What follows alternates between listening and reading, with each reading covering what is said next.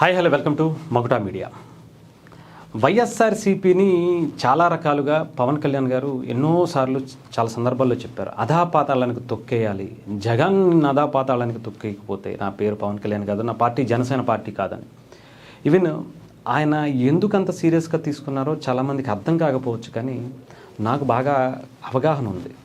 ఎందుకంటే ఒక ఇండివిజువల్ జర్నలిస్ట్గా దాదాపు ఒక 2014 నుంచి జర్నలిజంతో చాలా దగ్గరగా అవినాభావ సంబంధం ఉన్నటువంటి వ్యక్తిగా, కొన్ని ఛానల్స్లో పనిచేసినటువంటి వ్యక్తిగా వైఎస్ఆర్సీపీ ఏం చేసింది, ప్రజారాజ్యం అప్పుడు ఏం చేసింది, 2014లో జనసేన అప్పుడు స్టార్టింగ్ అప్పుడు ఏం చేసింది, 2019లో జనసేన మీద ఎలాంటి కుట్రలు చేసింది, 2024లో ఎలాంటి పరిస్థితులు క్రియేట్ చేసింది అనే దాని మీద కాస్తో కోస్త అవగాహన ఉంది. బట్ పవన్ కళ్యాణ్ గారికి తెలిసినంతగా నాకు కూడా తెలియదు. అది ఒక ఉదాహరణ మీకు చూపిస్తాను. మీకు చిరంజీవి గారు పార్టీ పెట్టారు, వెళ్ళిపోయారు అంటే ఆయన వెనకాల ఎన్ని కుట్రలు జరిగాయో జస్ట్ ఒక శాంపుల్ చూపిస్తాను, వినండి. రాంబాబు గారు, జగన్ గారు అందరూ ఫోన్ చేస్తారు. Pressure everybody are calling. YV Subba Reddy garu, Ambati Rambabu గారు, జగన్ గారు అందరూ ఫోన్ చేసి మీరు ఎట్టి పరిస్థితికి. అంబటి రాంబాబు అయితే మేము అన్నాడు ప్రెస్ మీట్ పెట్టి కాంగ్రెస్ తిట్టి చిరంజీవిని తిట్టి మేము ఇక్కడికి వెళ్తున్నామని చెప్పేంత వరకు ఆయన ఫోన్లు అయితే పెట్టారు. ఇది 2009 ప్రజారాజ్యం పెట్టక ముందు ఒక ఇన్సిడెంట్ మీకు అందరికీ బాగా గుర్తుండే ఉంటుంది. జీవిత రాజశేఖర్ మీద కొంతమంది మెగా అభిమానుల ముసుగులో చేసినటువంటి ఒక దాడికి ఆయన, ఇది ఎవరైనా కానుండ, అభిమానులు హత్య చేశారా ఎవరు చేసినా కానీ ఆయన ముందుకు వచ్చి క్షమాపణ చెప్పినటువంటి ఆయన ఇంటికి వెళ్ళి మరి పరామర్శించి అమ్మ తప్పు అయిపోయిందని చెప్పి క్షమించమని వాళ్ళిద్దరిని అడిగినటువంటి పరిస్థితి. ఆ టైంలో జీవిత రాజశేఖర్లు మాట్లాడినటువంటి మాట, ఇంకొకటి పూనం కౌర్ నిన్న మాట్లాడినటువంటి వీడియోస్ కూడా వైరల్ అవుతుంది. దాని గురించి కూడా మాట్లాడుకుందాం. The day somebody came from Kadapa and they said we are from Kadapa and all of that. Somebody came from the industry. Mark proof Ilivaldi. And somebody came and said namaskaram. What else will you say? I said నాకు అవసరం లేదు. Thank you very much. You can't say yes, you can't say no. కానీ నాకు ఒకటి మా calls చేసి the worst I'm telling you. First money offered, positions offered, threats given. And all three these things, I don't know, God help me resolve this, because this is something which I've never told anybody except for my family member. They said if I don't speak against the actor, my nude videos will be released in the market. చూసారా ఎంత నీచమైనటువంటిది అంటే, మీరు కొంచెం అర్థమైందో లేదో మళ్ళీ నేను క్లియర్గా చెప్తాను. జీవిత రాజశేఖర్ మాట్లాడిన తెలియగా కాబట్టి మీకు కొంచెం అర్థమయ్యే ఉంటుంది. అంబటి రాంబాబు గారు, వైవి సుబ్బారెడ్డి, జగన్మోహన్ రెడ్డి గారు మాజీ ముఖ్యమంత్రి కొడుకు, వైఎస్ఆర్సీపీ అధినేత ప్రజెంట్. ఆయన ప్రజారాజ్యం పెట్టకముందు చిరంజీవి గారు రాజకీయాల్లోకి వస్తారు అనుకున్నప్పుడు ఎలాంటి కుట్రలు పన్నారు, ఏ సామాజిక వర్గానికి సంబంధించినటువంటి వ్యక్తి వస్తున్నాడో అదే సామాజిక వర్గం వ్యక్తిని పక్కన పెట్టుకుని అతని చేత ఎంత దారుణమైనటువంటి కుట్రలకు నిజంగా ప్లాన్ చేశారో మీరు అంబటి రాంబాబు గారితో కలిసి జీవిత రాజశేఖర్ గారు చెప్పిన పేర్లు నేను కూడా కాదు చెప్పింది, ఆవిడ చెప్పినవి. జగన్ గారు ఫోన్ చేశారట, వైవి సుబ్బారెడ్డి ఫోన్ చేశారట, తిట్టండి వాళ్ళు ఇదనండి అదనండి కాంగ్రెస్ని ఇదనండి అదనండి అని చెప్పి. అంటే ఎంత అక్కసో చూడండి. ప్రజల కోసం ఏదైనా ఒక మంచి చేద్దాం అనేటువంటి ఒక వ్యక్తి రాజకీయాల్లోకి వచ్చి మార్పు తీసుకొద్దామంటే ఎన్ని కుట్రలు పన్నుతారో. అంటే ప్రజల నుంచి దాచుకోవటం కొన్ని వేల కోట్లు సంపాదించినటువంటి వ్యక్తులు ఇలా మంచి చేద్దాం అని వస్తే ప్రజలు మారిపోతే, ప్రజలు వాళ్ళకి పట్టం కండితే వీళ్ళ దాచుకోవటానికి కష్టం అయిపోద్ది. లేదా దోచుకున్న సొమ్ము దాచుకోవటానికి బయటపడిపోతే తెలిసిపోద్ది, వీళ్ళ గుట్టు బండారం అంతా బయటపడిపోద్ది. అలాంటి నాయకులకి రాజకీయ భవిష్యత్తు ప్రశ్నార్థకం అయిపోద్ది. అందుకనే కుట్రలు పన్నారు.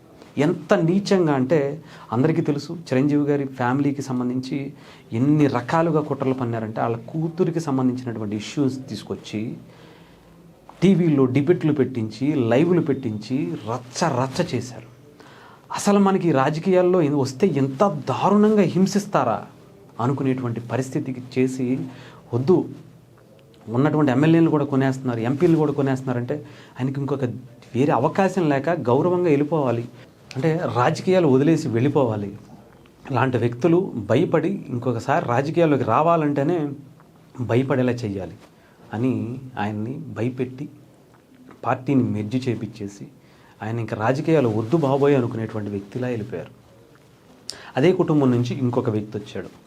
ఎందుకు ఇంత కుట్రలు చేస్తారా, ఇంత దారుణంగా హింసిస్తారా, నేను వస్తా, ఇన్ని చేస్తారో చేయనివ్వండి అని చెప్పి ఆయన వస్తే ఎన్ని రకాలుగా ఆయన తల్లిని పిల్లల్ని నీచాతి నీచంగా మాట్లాడిపించారో మనం చూసాం. ఆయన మీద ఎన్ని దాడులు చేశారో చూసాం, ఎన్ని కుట్రలు పన్నారో చూసాం. ఇకపోతే పూనం కవర్ గారి మాటలు ఒక్కసారి తెలుగులో చెప్పేటువంటి ప్రయత్నం చేస్తాను, వినండి. కడప నుంచి కొంతమంది వ్యక్తులు నాకు ఫోన్లు చేసి కలిసి బెదిరించేవాళ్ళు. మీరు పవన్ కళ్యాణ్ గారికి వ్యతిరేకంగా పలానా వ్యక్తి గురించి వ్యతిరేకంగా ఇలా మాట్లాడాలి, ఇలా చెయ్యాలి, ఇది చెయ్యాలి, అది చెయ్యాలి, ప్రెస్ మీట్లు పెట్టాలి, ఇది పెట్టాలి అని అంటే నేను అలా చేయను, మీరు అలా నాకు ఏమొద్దు అని అంటే, లేదు మీకు మంచి పొజిషన్ ఇస్తాం, మంచి డబ్బు ఇస్తాం, ఇది ఇస్తాం, అది ఇస్తాం అని చెప్పి ప్రలోభ పెడితే నో థ్యాంక్స్ నేను చేయలేను అని చెప్పి ఆమె అయిపోతే, నువ్వు అలా చెప్పడానికి లేదు, నీకు అవకాశం లేదు, చెయ్యాల్సిందే నువ్వు, లేకపోతే కుదరదు, లేకపోతే నీ న్యూడ్ వీడియోస్ నీ ఫొటోస్ని మేము సోషల్ మీడియాలో పెట్టేస్తాం మాఫ్ చేసి అని వార్నింగ్ ఇచ్చి చేపించారు అంటే ఆలోచించండి. ఒక మంచి వ్యక్తి సమాజంలో ఎలాంటి ఇంపాక్ట్ క్రియేట్ చేశాడో ఈ సంవత్సరాల కాలంలో పవన్ కళ్యాణ్ గారు చేసినటువంటి పనులు చూస్తే అర్థమవుతుంది. వైఎస్ఆర్ జగన్మోహన్ రెడ్డి గారికి సంబంధించినటువంటి కుట్రలు కుతంత్రాలు అవన్నీ కూడా ఎన్ని కోట్లు మింగేశాడో ఇవన్నీ మనకు బయటకు వస్తే తెలుస్తుంది. ఆయన ఎవరితో కలిసి వెళ్ళినా సరే పక్కన పెట్టండి, ఇలాంటి వ్యక్తిని రాకూడదు అని చేశాడు అంటే ఆ వ్యక్తి వెనకాల ఈ కుట్రలన్నీ పవన్ కళ్యాణ్ గారికి తెలుసు. పూనం కౌర్ గారి విషయం కూడా పవన్ కళ్యాణ్ గారికి చాలా క్లారిటీగా తెలుసు. ఆమె ఎందుకు అలా మాట్లాడుతుందో తెలుసు కాబట్టి ఆమెను గురించి ఎప్పుడు నెగిటివ్గా ఎవరు మాట్లాడదని చెప్పారు. ఈవెన్ ఆయన కూడా ఎప్పుడు రియాక్ట్ అయినటువంటి సందర్భం కూడా లేదు, ఎందుకంటే ఆయనకి తెలుసు కాబట్టి. కానీ ఇక్కడ ఒక వ్యక్తి సాధారణంగా ప్రజల్లో ఎటువంటి అంటే దోచుకోవాలనే ఆలోచన లేకుండా ప్రజల కోసం పనిచేయాలని ఒక వ్యక్తి వస్తే ఎలాంటి కుట్రలు పన్నుతారో ఇవి చూస్తేనే అర్థమవుతుంది. ఇంకా బాగా చెప్పాలంటే 2014 నుంచి 24 వరకు పవన్ కళ్యాణ్ గారికి ఎన్ని ఇబ్బందులు పెట్టారో తెలుసా? సినిమాలు ఆపడానికి ప్రయత్నించారు, అవునా కాదో చెక్ చేసుకోండి. యాత్ర అనేటువంటి సినిమా వాళ్ళు తీసుకుని వాళ్ళ బయోపిక్లు అని చెప్పి దానికోసం 150 రూపాయలు టికెట్లు పెట్టుకుంటారు. పవన్ కళ్యాణ్ గారి సినిమా వకీల్ సాబ్ కానీ భీమ్లా నాయక్ కానీ బ్రో సినిమా వచ్చినప్పుడు మాత్రం 5 రూపాయలు 10 రూపాయలు పెట్టి అప్పుడు మాత్రం పేదవాడికి సినిమా అందాలి అని చెప్తారు. వాళ్ళ నాన్నగారి బయోపిక్ కొన్ని వేల కోట్లు అక్రమంగా సంపాదించినటువంటి ఆశలతో తీసినటువంటి సినిమాకి మాత్రం 150 రూపాయలు పెట్టి సినిమా ప్రజలు కష్టపడైనా సరే చూడాలి. వాళ్ళ పేపర్లను మాత్రం ప్రజలు డబ్బుతో కంపల్సరీగా కొనుక్కోవాలనేటువంటి జీవోలు పాస్ చేస్తారు. పవన్ కళ్యాణ్ గారి దగ్గరికి వచ్చేటప్పటికి మాత్రం అవి కుట్రలు, వాళ్ళ తల్లిని తిట్టిపించి వాళ్ళ కూతుర్ని పోసాని కృష్ణమురళి, ఇంకా ఎవరు పూనం కవర్ గారు మాట్లాడినటువంటి మాట మీరు ఒక్కసారి కావాలంటే నేను మళ్ళీ ఒకసారి వేరే ఛానల్ ద్వారా ప్లే చేసి మీరు చూసుకుని ఉండొచ్చు. పోసాని కృష్ణమురళి ప్రెస్ మీట్ పెట్టి పూనం కవర్ విషయం తీసుకొచ్చి మాట్లాడడం వల్ల ఆమె తండ్రి లేడు, ఆవిడికి తల్లి ఒకతే ఉంది. ఆ ప్రెస్ మీట్ చూసి ఆ తల్లికి హార్ట్ అటాక్ వచ్చిందట. నేను చెప్పింది కదా, ఆవిడ చెప్పింది, మీరు కావాలంటే వినొచ్చు కూడా. అదే ఆ ప్రెస్ మీట్ వల్ల ఆమె పెళ్ళి ఆగిపోయిందట. చాలా హ్యాపీగా సాగిపోవాల్సినటువంటి ఆమె జీవితం సర్వనాశనం చేసేసినటువంటి దుర్మార్గుడు, నికృష్టుడు, ఆ పనికి మాలిన మాటలు మాట్లాడినటువంటి అసలు మనిషా పశువా, అసలు ఏ చెప్పుతో కొట్టాలో కూడా అర్థం కానిటువంటి వ్యక్తి పోసాని కృష్ణమురళి, అవునా కదా? ఇటువంటి బేస్లెస్ ఆరోపణలు ఆవిడ జీవితాన్ని నాశనం చేయడంతో పాటు పవన్ కళ్యాణ్ గారి మీద నెగిటివ్ ఇంపాక్ట్ చేయాలనేటువంటి దుర్బుద్ధి. ఆలోచించండి ఎన్ని కుట్రలు చేసి ఉంటారు. ఆమె జీవితాన్ని సర్వనాశనం అయిపోయింది. పవన్ కళ్యాణ్ గారు తట్టుకుని నిలబడి ఈ రోజు వస్తే ఇప్పుడు ఆవిడకి ధైర్యం వచ్చి ఒక ఇంటర్వ్యూలో ఆమె బాధను వెళ్ళగక్కుంటుంది. మీరు ఇంకా చాలా ఉన్నాయి. పవన్ కళ్యాణ్ గారు మీరు ఆ 2019 నుంచి 24 వరకు చేసినట్లో కొన్ని క్యాంపెయినింగ్స్లో పవన్ కళ్యాణ్ గారి కాన్వాయ్లు అప్పుడే కొత్త వెహికల్స్ రిలీజ్ అయినప్పుడు ఇసుక లారీతో గుద్దేసినటువంటి సందర్భాలు కూడా ఉన్నాయి శ్రీకాకుళం ఆ ఏరియాలో, తెలుసా? పవన్ కళ్యాణ్ గారి ఎక్కడైనా క్యాంపెయినింగ్లు జరిగే చోట పెట్రోలు బీరు బాటిల్లో పెట్టి ఇసిరేసినటువంటి సందర్భాలు ఉన్నాయి. ఆయన సెక్యూరిటీని, ఆయన్ని ఏదో చేయాలని ఆయన సెక్యూరిటీని బ్లేడ్లతో కట్ చేసేసినటువంటి సందర్భాలు ఉన్నాయి. గాయపడినటువంటి సందర్భాలు కొన్ని వందలు ఉన్నాయి. ఆయన మీద రిక్కీ చేసి ఏదో చేయాలనేటువంటి కుట్రలు చాలా జరిగాయి. హైదరాబాద్లో ఆయన ఇంటి చుట్టూ కొన్ని కుట్రలు జరిగాయి. ఆయన వెనక ఇప్పటికీ కూడా అలాంటి కుట్రలు జరుగుతున్నాయంటే ఆ వ్యక్తి తాలూకా ఇంపాక్ట్ ఎలా ఉంటుందంటే జగన్ గారి కాదు, ఆయన రాజకీయ ఆయన భావజాలంతో కూడినటువంటి వ్యక్తుల రాజకీయ భవిష్యత్తు పెటాపంచలైపోయేటువంటి పరిస్థితిలో ఉంది, ప్రశ్నార్థకం అయిపోయేటువంటి పరిస్థితిలో ఉంది. దోచుకునేవాడికి దాచుకోవటం కోసం అవకాశం లేకుండా చేసేటువంటి ఇంపాక్ట్ ఆయన రాజకీయ ప్రస్థానంలో కనిపించింది. అందుకే ఆయన అన్ని కుట్రలు చేసి చిరంజీవి గారైనా పవన్ కళ్యాణ్ గారైనా ఇది చాలా దారుణమైనటువంటిది. ఇది నాట్ ఓన్లీ చిరంజీవి గారు పవన్ కళ్యాణ్ గారు కాదు, రేపు పొద్దున్న ఎవరు వచ్చినా సరే ఇదే చేస్తారు. అంతకుముందు వచ్చినటువంటి ఆఖరికి తన సొంత చెల్లి ఒక పార్టీ పెడితేనే ఆయన యాక్సెప్ట్ చేయలేదండి.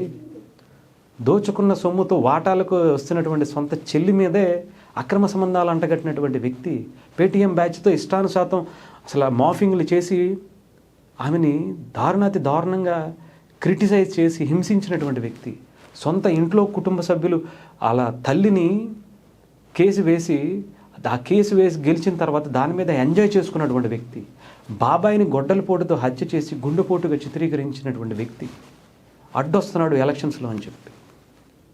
ఇవి మనం చెప్పినవి కాదు, వాళ్ళ కుటుంబ సభ్యులే బయటకు వచ్చి చెప్పినాయే.